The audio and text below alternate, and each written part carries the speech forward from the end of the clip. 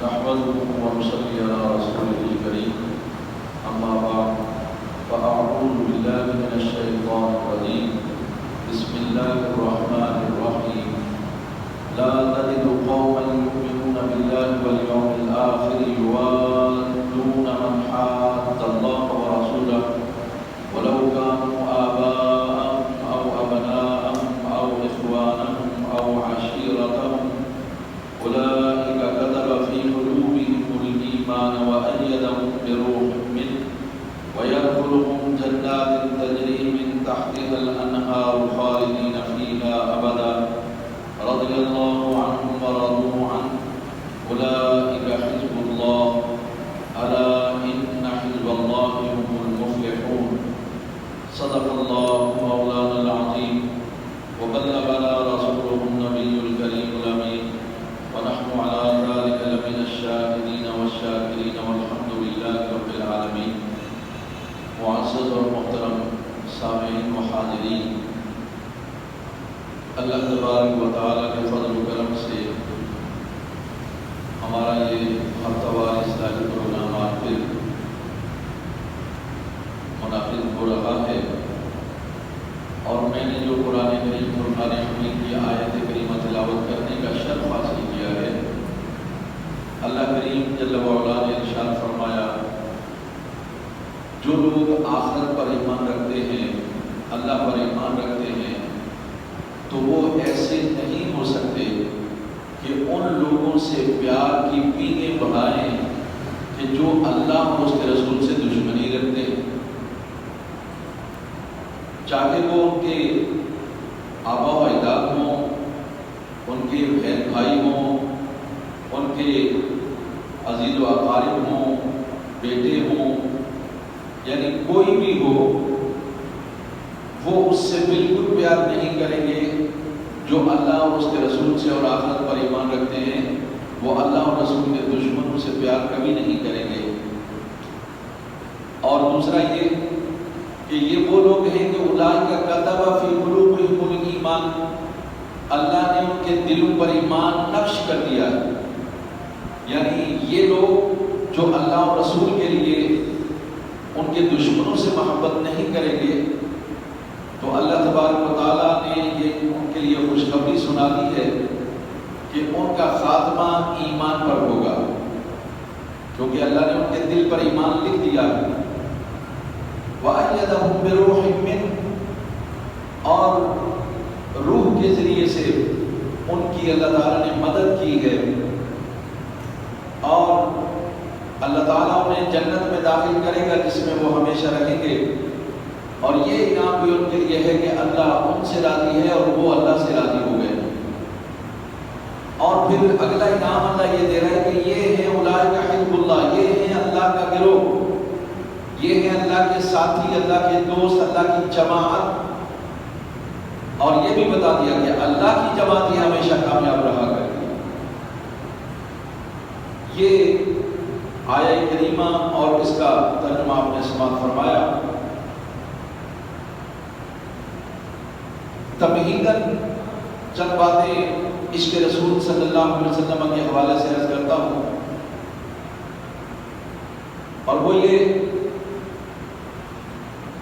کہ یہ جو دعا ہے ہاتھ اٹھا کر اللہ سے مانگنا، یہ سنت ہے رسول اللہ صلی اللہ علیہ وسلم کی، اور آپ نے فرمایا الدعاء مخ العبادہ، دعا جو ہے یہ عبادت کا مغز ہے، تو ہمیں ضرور دعا مانگنی چاہیے، لیکن ہماری سستی سمجھیے یا بدقسمتی کہ ہم نے دعا کو مانگنا چھوڑ دیا، یا پھر ہمیں معلوم نہیں کہ دعا کے کیا مانگیں اور کس طرح سے مانگیں۔ تو سب سے پہلی بات تو یہ ہے کہ آپ دعا کی اہمیت کا اندازہ اس بات سے کر سکتے ہیں کہ دنیا میں کسی سے بھی اگر آپ کوئی چیز مانگیں، کتنا بھی سخی ہوگا نا، آخر وہ تک آ جائے گا۔ آپ اگر کسی سے مانگنے جائیں، وہ کتنا بھی سخی ہو، کتنا بھی مالدار ہو، آپ بار بار اگر اس سے مانگیں گے تو وہ تنگ ہو جائے گا. لیکن اللہ کریم جل وعلا کی ذات گرامی ایسی ذات ہے کہ جو اس سے نہ مانگے اللہ اس سے ناراض ہوتا. رسول اللہ صلی اللہ علیہ وسلم نے ارشاد فرمایا انه من لم يسأل الله يغضب عليه، کہ جو شخص تکبر اور غرور کی وجہ سے اللہ سے نہ مانگے اللہ اس سے ناراض ہوتا ہے. اللہ کو یہ بات بہت پسند ہے کہ بندہ اس کی تعریف کرے، حمد کرے، ثنا کرے اور اس سے مانگے. یہ رب کو بہت پسند ہے. لہذا ہمیں اللہ سے ضرور مانگتے رہنا چاہیے. لیکن جب ہم اللہ سے مانگیں تو اعلیٰ حضرت عظیم البرکت الشاہ احمد رضا خان فاضل بریلوی رحمۃ اللہ تعالی علیہ آپ فرماتے ہیں جب مانگو عشق مصطفیٰ کی دولت مانگو.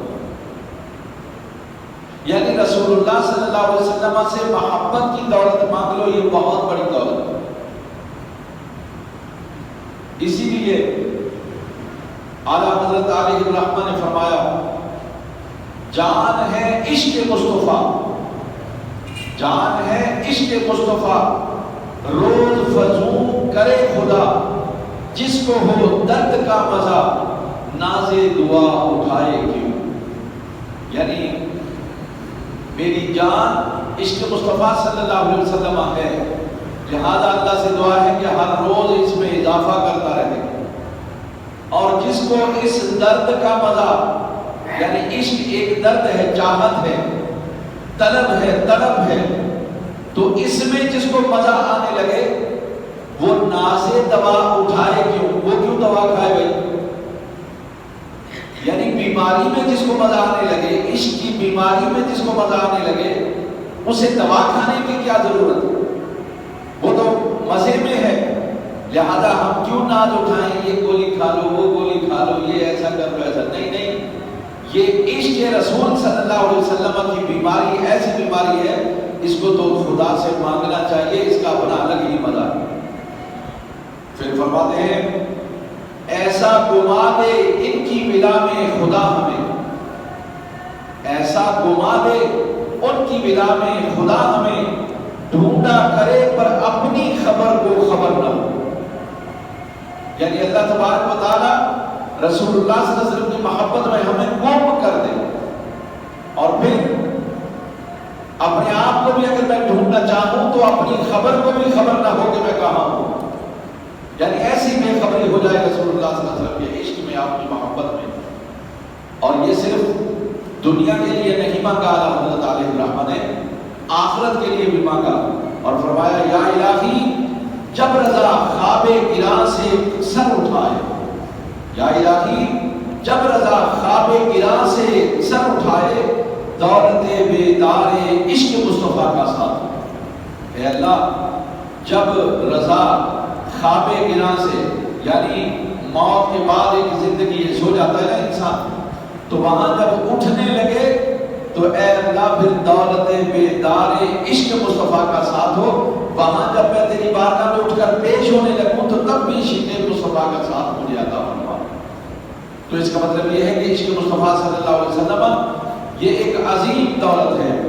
لہذا ہمیں اللہ کی بارگاہ میں دعا تو کرنی چاہیے، لیکن دعا کائے کی کرنی چاہیے کہ اللہ عشق مصطفیٰ صلی اللہ علیہ وسلم کی دولت سے ہمیں مالا مال کر دے. اب میں آپ کو صحابہ کا طریقہ بتاؤں کہ انہوں نے کس طرح سے عشق کیا رسول اللہ صلی اللہ علیہ وسلم. ایک جگہ اذان ہو رہی تھی، تو جب اذان ہوتی تھی تو کافر مذاق اڑایا کرتے تھے اذان کا. اذان ہو رہی تھی تو نوجوان وہ مذاق اڑانے لگے، کیسے نقل اتارنے لگے. جیسے اذان ہو رہی تھی، مسلمان تو اذان دے رہے تھے نماز کے لیے، عبادت کے لیے، لیکن کفار اور مشرکین مذاق اڑانے کے لیے اذان دے رہے تھے. نبی صلی اللہ علیہ وسلم سن رہے تھے. تو ایک بچے کی آواز بڑی بلند تھی، نوجوان کی آواز بہت بلند تھی. تو آپ صلی اللہ علیہ وسلم جب اذان مکمل ہو گئی تو آپ نے فرمایا ادھر آؤ. وہ سب آ گئے.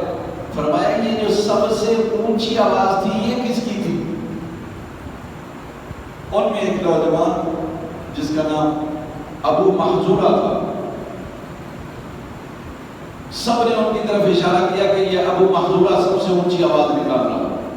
وہ سمجھے کہ شاید آپ سرزنش فرمائیں گے، ڈانٹیں گے، تو انہوں نے سب نے کہا یہ ابو محذورہ سب سے اونچی آواز نکال رہا۔ تو آپ صلی اللہ علیہ وسلم نے ارشاد فرمایا باقی سب لوگ چلے جاؤ، ابو محذورہ کو اپنے قریب بلا لیا، اور جب قریب بلا لیا تو نبی صلی اللہ علیہ وسلم نے اشارہ کیا، فرمایا ابو محذورہ ذرا اذان دے جیسے تو وہ دے رہا تھا۔ تو ابو محذورہ کی آواز قدرتی طور پر بلند تھی، آواز اذان شروع کر دی، لیکن ابو محذورہ کہتے ہیں کہ فَقُلْتُ وَلَا شَيْءَ أَكْرَهَ إِلَيَّ مِنَ النَّبِيِّ وَلَا مِمَّا يَأْمُرُنِي بِهِ، کہتے ہیں میں کھڑا تو ہو گیا اذان دینے کے لیے، نبی صلی اللہ علیہ وسلم نے کہا، لیکن میرے دل میں سب سے زیادہ نفرت اسلام کے لیے اور محمد صلی اللہ علیہ وسلم کے لیے، ابھی اسلام نہیں لائے تھے، تو کہا کہ مجھے دل میں بڑی نفرت تھی، میں تو اذان کا مذاق اڑا رہا تھا، اب یہ مجھے کہہ رہے ہیں کہ میرے سامنے کھڑے ہو جاؤ اور اذان دے دو، تو کہتے ہیں میں نے اذان دے دی۔ جب انہوں نے اذان دی نا تو دل میں تو نفرت تھی، اس لیے جب آیا نا اشہد ان لا الہ الا اللہ تو انہوں نے آہستہ کہا،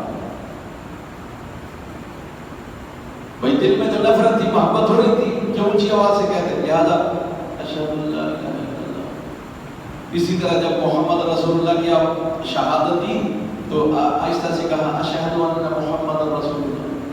نبی صلی اللہ علیہ وسلم نے فرمایا اونچی آواز سے دو، شہادت اونچی آواز سے دو، تو نہ چاہتے ہوئے بھی انہوں نے بلند آواز سے پھر شہادت کہی۔ اب سنیے، یہ بھی اللہ نے قیامت تک کے لیے سنت بنا دی، اور کیسے کہ حنبلی یا شافعی وہ اسی پر عمل کرتے ہیں، پہلے شہادتیں آہستہ کہتے ہیں پھر دو دفعہ بلند آواز سے کہتے ہیں، تو یہ سنت ہو گئی۔ لیکن ہمارے ہاں وہی اذان رائج ہے جو بلال مدینہ میں دیتے تھے، ہم حضرت بلال رضی اللہ تعالیٰ عنہ کی اذان دیتے ہیں، اور بعض فقہا کے ہاں ابو محذورہ کی اذان کو بنایا گیا، بنیاد بنایا گیا۔ لیکن چونکہ ابو محذورہ کو خود رسول اللہ صلی اللہ علیہ وسلم سکھا رہے تھے اونچی آواز سے بولو، تو جیسے کہہ رہے تھے نبی صلی اللہ علیہ وسلم ویسے وہ بھی پیچھے کہہ رہے، تو اس لیے ابو محذورہ کی اذان کو بھی پسند کیا گیا۔ لیکن جب اذان ہو گئی نا مکمل تو نبی صلی اللہ علیہ وسلم نے اپنا دست رحمت ان کے سینے پر پھیرا ایسے، اور سر پر یہاں سامنے سر پر بھی پھیرا محبت سے، شفقت سے، اور ساتھ ہی فرمایا بارک اللہ فیک و بارک اللہ علیک، فرمایا کہ اللہ تعالیٰ تمہیں نعمتوں میں بھی رحمت عطا فرمائے اور تمہارے جسم میں بھی اللہ تبارک و تعالیٰ تمہیں رحمت عطا فرمائے، یعنی جو نعمتیں عطا فرمائی ہیں ان میں بھی برکت دے، اور تمہارے اپنے جسم میں بھی تمہیں اللہ پاک برکت دے، آواز میں، ساتھ میں، سوز میں، ایمان میں برکت عطا فرمائی، یہ دعا کرتے ہیں۔ تو اعلیٰ حضرت عظیم البرکت فرماتے ہیں وہ زبان جس کو سب کن کی کنجی کہیں، وہ زبان جس کو سب کن کی کنجی کہیں، اس کی نافذ حکومت پہ لاکھوں سلام۔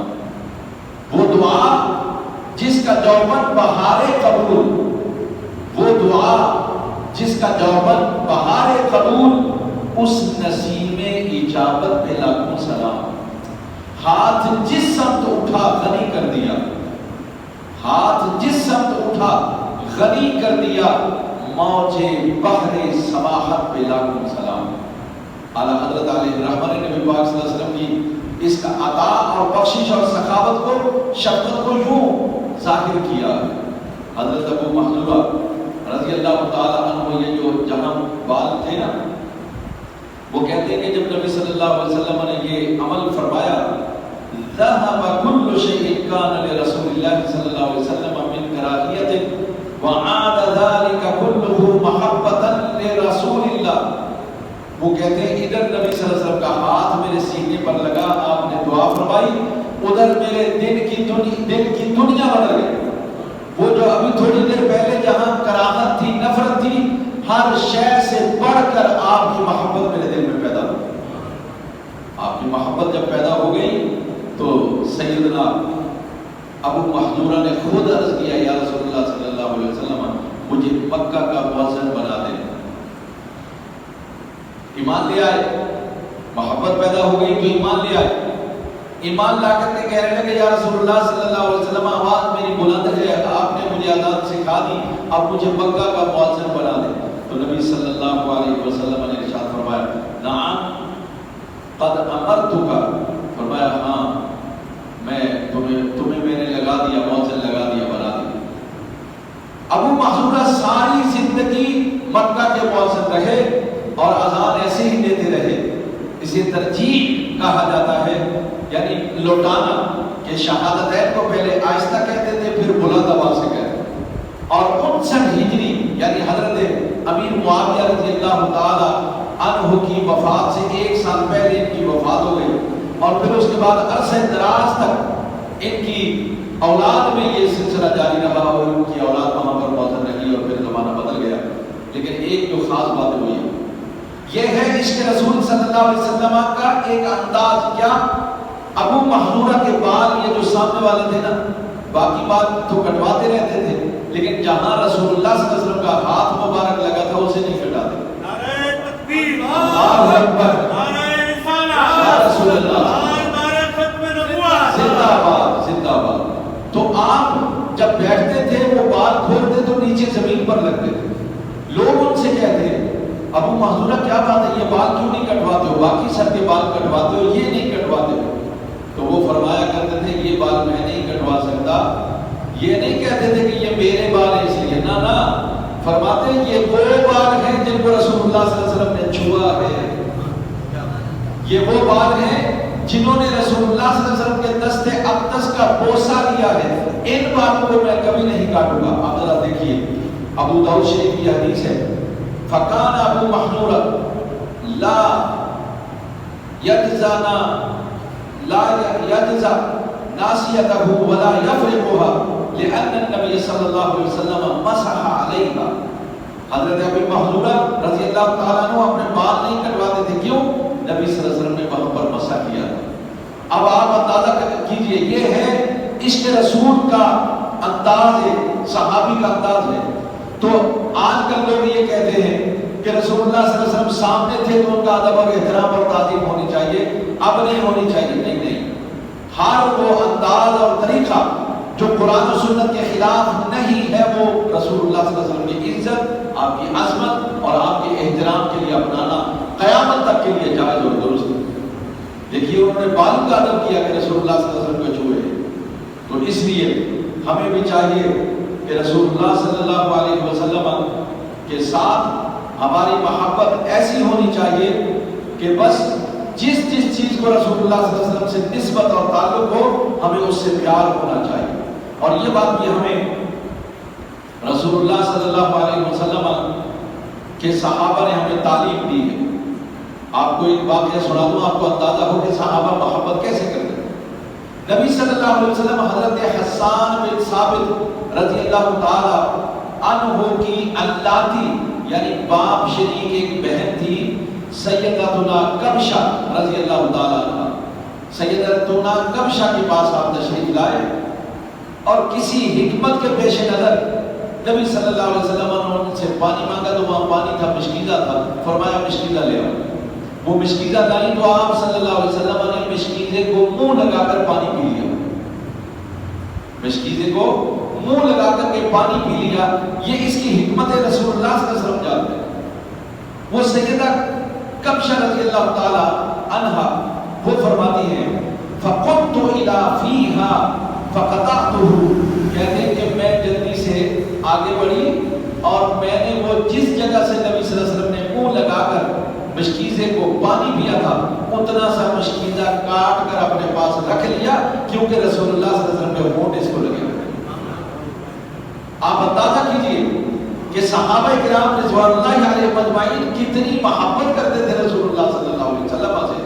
کہ جہاں آپ کے ہونٹ مبارک لگ گئے اس جگہ کو انہوں نے کاٹ دیا. یہ نہیں دیکھا میرا بسکیلا خراب ہو جائے گا یا اس کا منہ کیسے بند ہوگی، نہیں، فوراً اس جگہ کو کاٹ کے رکھ لیا تاکہ میں اس سے برکت حاصل کروں، کیونکہ اس کو رسول اللہ صلی اللہ علیہ وسلم کا منہ لگا.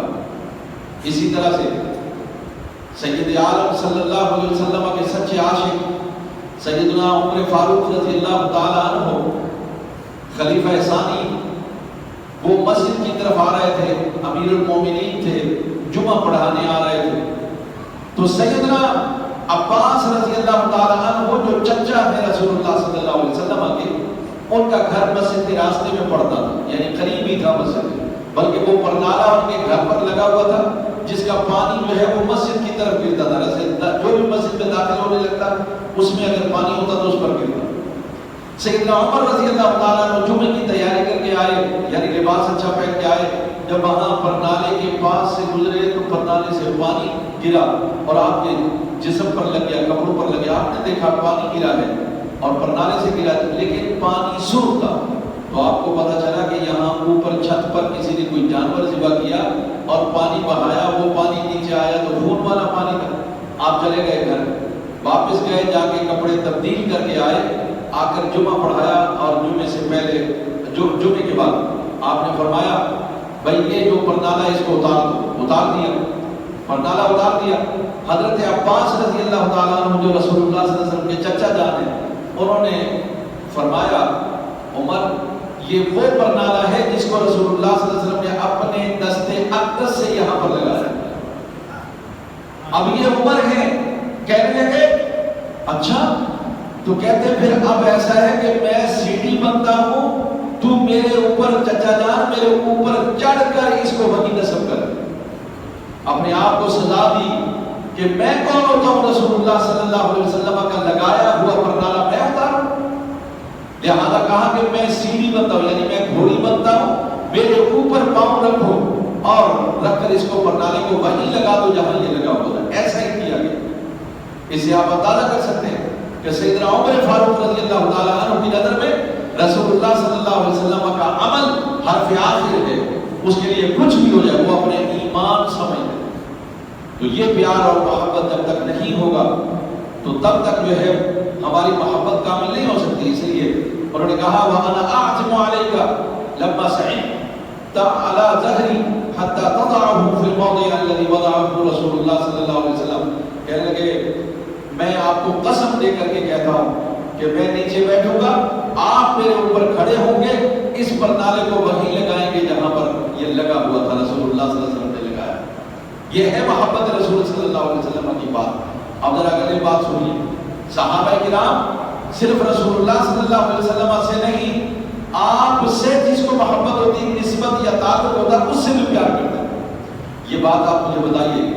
سیدنا عمر رضی اللہ تعالیٰ عنہ اور سیدنا عثمان غنی رضی اللہ تعالیٰ عنہ کا جو مقام اور مرتبہ بارگاہ رسالت مآب صلی اللہ علیہ وسلم میں ہے، یقیناً اس سے دنیا واقف ہے.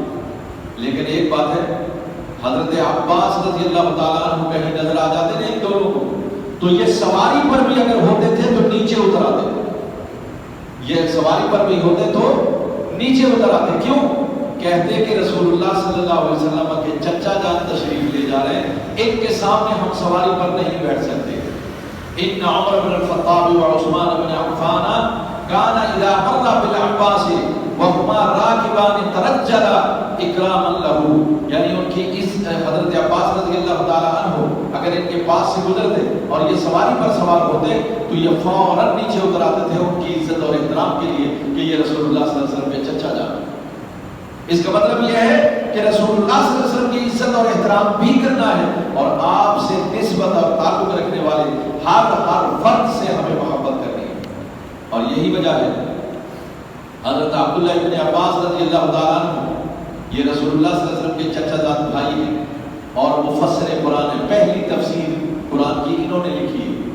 تو یہ عبداللہ بن عباس رضی اللہ تعالیٰ عنہ ایک دن اپنے استاذ حضرت سیدنا زید بن ثابت رضی اللہ تعالیٰ ان کے گھوڑے کی وہ جو رکاب ہوتی ہے نا جس پر پاؤں رکھ کر چڑھتے ہیں گھوڑے پر، اس رکاب کو تھامے ہوئے، کیونکہ وہ استاذ تھے اور زید بن ثابت نے بڑا وافر حصہ علم پایا تھا رسول اللہ صلی اللہ علیہ وسلم سے فقہ کا علم، وراثت کا علم.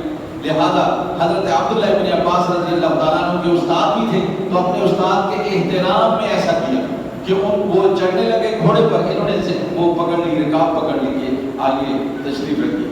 حضرت زید بن ثابت نے جب یہ دیکھا تو فرمایا تنحا یا ابن عم رسول اللہ صلی اللہ علیہ وسلم، اے اللہ کے رسول کے چچا زاد چھوڑیے نا، یہ آپ کا کام نہیں ہے، یہ تو خدام کا کام ہے، خادموں کا کام ہے، نوکروں کا کام ہے، آپ کا کام نہیں. کیوں کہ آپ تو رسول اللہ صلی اللہ علیہ وسلم کے عم زاد ہیں، یعنی آپ کے چچا زاد ہیں، تو آپ کا بڑا مقام اور مرتبہ ہے، آپ نہیں. تو آگے سے عبداللہ بن عباس رضی اللہ تعالیٰ عنہ نے کیا جواب دیا؟ فرمایا اِنَّا هَكَذَا نَفْعَلُ بِكُمْ بِكُبَرَائِنَا وَعُلَمَائِنَا. فرمایا اسی لیے ہم اپنے علماء اور اپنے بزرگوں کا احترام ایسے ہی کرتے ہیں. یعنی اپنے علماء اپنے بزرگوں کا احترام یوں کرو، ان کے جوتے ان کے سامنے رکھ دو، ان کو جگہ دے دو بیٹھنے کے لیے، جو عزت آپ کر سکتے ہو ان کی وہ کرو. یہ حضرت عبداللہ ابن عباس رضی اللہ تعالیٰ کو اپنے استاد کا ادب کر کے بتا رہے، اور استاد یہ کہہ رہے ہیں کہ آپ رسول اللہ صلی اللہ علیہ وسلم کے چچا زاد بھائی ہیں، آپ ایسا نہ کریں، میرے رکاب کو نہ پکڑیں. اور وہ یہ کہہ رہے ہیں کہ آپ میرے استاد ہو، آپ عالم دین ہو، اور آپ جو ہے ہمارے بزرگ ہو، اس لیے میں آپ کے یہ عزت و احترام کر رہا ہوں. اور آج ساری دنیا میں ٹیچر ڈے بھی منایا جا رہا ہے. اس حوالے سے بھی آپ کو یہ پیغام ذہن میں رکھنا چاہیے، خاص طور پر یہ نوجوانوں کے ذہن میں، کہ استاد کا ادب کیسے کیا جاتا ہے. اس طرح سے کیا جاتا ہے کہ ان کے پاؤں جہاں رہیں وہاں آپ کے ہاتھ ہونے چاہیے کہ آئیے تشریف لائیے، آئیے بیٹھیے، یہ ادب اور احترام. تو اس لیے ہمیں رسول پاک صلی اللہ علیہ وسلم کے ساتھ نسبت رکھنے والی ہر چیز سے ہمیں جو ہے وہ محبت ہونی چاہیے. حضرت عبداللہ بن عمر رضی اللہ تعالیٰ مسجد نبوی میں ایک دن تشریف لائے. آپ جانتے ہیں عبداللہ بن عمر کون ہے؟ عمر بن خطاب کے بیٹے رضی اللہ تعالیٰ، جلیل القدر صحابی، سخی بھی بہت تھے.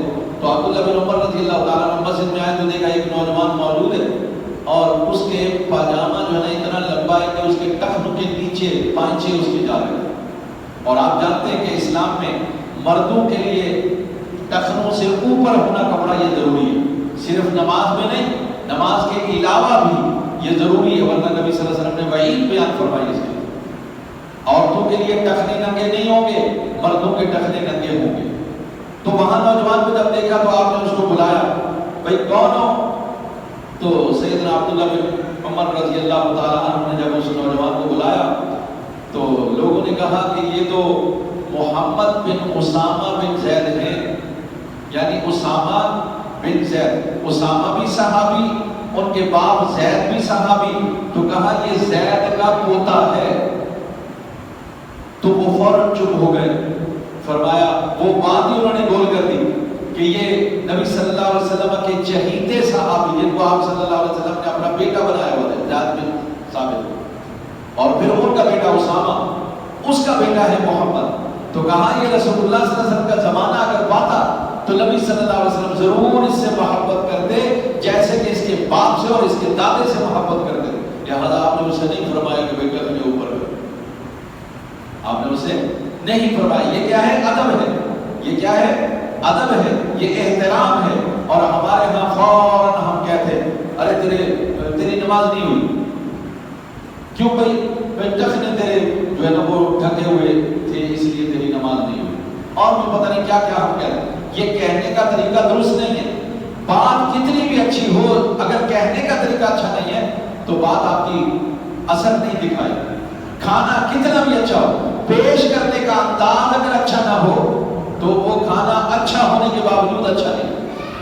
کھانا بہترین پکا ہو اور برتن سارے ٹوٹے ہوئے ہو یا گندے برتنوں میں دے دے تو کھانے کا وہ ذائقہ نہیں باقی رہے گا، نہ وہ مزہ رہے گا، نہ وہ احترام رہے گا.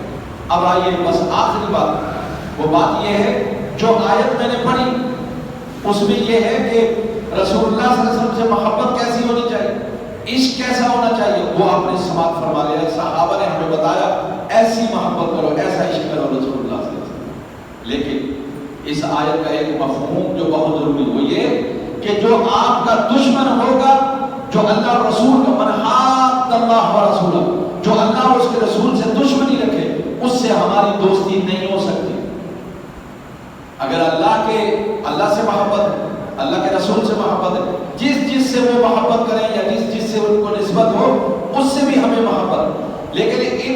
کسی کو دشمنی ہوگی تو ہم ان اللہ کے رسول کے دشمنوں سے ہم دوستی نہیں کریں گے۔ آج ہمارا المیہ یہ ہے کہ غزہ کے اندر مسلمان ہیں جو لا الہ الا اللہ محمد رسول اللہ پڑھ رہے ہیں، فلسطین میں لا الہ الا اللہ محمد رسول اللہ، مسجد اقصی میرے رسول کی مسجد ہے جہاں سے آپ نے معراج پر تشریف لے گئے، اور پھر یہ سرزمین یہ انبیاء کی سرزمین ہے، یہ ابراہیم علیہ السلام کی سرزمین، یوسف علیہ السلام کی سرزمین، یعقوب علیہ السلام کی سرزمین، یہ وہ سرزمین ہے جہاں رسول اللہ صلی اللہ علیہ وسلم کے دادا ہاشم وہاں پر دفن ہے۔ آپ مجھے بتائیے ایسی نسبتوں والی سرزمین کے لیے مسلمان انہی سے دوستی کیے ہوئے، انہی سے تعلق رکھے ہوئے، کوئی مسلمان ان کے دل میں خیال نہیں آ رہا کہ یہ اللہ کے دشمن ہیں، رسول اللہ کے دشمن ہیں، یہ آپ کے نسبت رکھنے والے ایک ایک چیز کے دشمن ہیں، بیت المقدس کے دشمن ہیں، پھر بھی ان کے ساتھ دوستیاں لگائی ہوئی ہیں۔ آج ضرورت اس بات کی ہے جو عاشق کے رسول ہیں یا عشق کے رسول کا دعویٰ کرتے ہیں انہیں چاہیے غزہ کے لیے ضرور بات کریں۔ بات تو کر سکتے ہو نا، عملی کام نہیں کر سکتے، بات تو کر سکتے ہو۔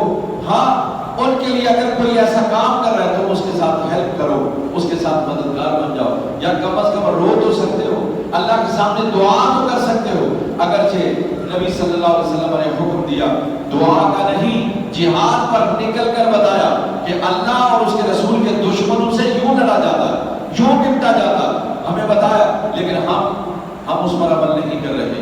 ہم کیا کر رہے ہیں؟ ہم زیادہ سے زیادہ دعاؤں پر اتفاق کیے ہوئے ہیں، اور اس پر بھی سعودی عرب میں پابندی لگا دی گئی، اور باقاعدہ ایک لیٹر کے ذریعے سے بادشاہ نے یہ لکھا کوئی امام غزہ کے مسلمانوں کے لیے بالکل دعا نہیں کرے گا، اس لیے کہ اب ہم اپنے وطن کے بارے میں سوچ رہے ہیں، ہمیں مسلمانوں سے دور سے غزہ کے بارے میں ہمیں کوئی دلچسپی نہیں۔ اندازہ کیجیے یہ ہے ہمارے ایمان کی گراوٹ، اور سچی بات یہ ہے لا یؤمن احدکم حتی اکون احب الیہ من والدہ وولدہ والناس اجمعین، تم میں سے کوئی شخص اس وقت تک مومن نہیں ہو سکتا جب تک کہ میں اس کے والدین، اس کے آبا و اجداد اور سارے لوگوں سے زیادہ میں محبوب نہ ہو جاؤں۔ حضرت عمر رضی اللہ تعالیٰ عنہ نے کہا تھا یا رسول اللہ میری جان کے علاوہ ہر چیز سے مجھے آپ پیارے ہیں، فرمایا تیرا ایمان ابھی کامل نہیں ہوا۔ تب انہوں نے کہا یا رسول اللہ اب تو مجھے میری جان سے بھی آپ پیارے، فرمایا اب تیرا ایمان کامل ہوا۔ تو اگر آپ کو اپنی جان پیاری ہے، مال پیارا ہے، اور آپ کو رسول اللہ صلی اللہ علیہ وسلم کی امت پیاری نہیں ہے جن کو جسد واحد قرار دیا رسول اللہ صلی اللہ علیہ وسلم، ایک مسلمان پر ظلم ہو رہا، دوسرے مسلمان تماشا دیکھ رہے ہیں، اپنی باری کا انتظار کر رہے ہیں۔ اللہ تبارک و تعالیٰ سے دعا ہے کہ رب العالمین ہمارے مسلمان بھائی بالخصوص غزہ اور فلسطین، لبنان اور شام اور اردن، اس کے تمام مسلمانوں کی اللہ مدد فرمائے، انہیں کامیابی اور کامرانی عطا فرمائے، اور ظالم حکمرانوں کو عقل عطا فرمائے تاکہ مسلمانوں کی مدد کے لیے آگے بڑھیں، باہر نکلیں۔ اللہ سے دعا ہے کہ دشمنان دین و اسلام کو نیست و نابود فرما دیں۔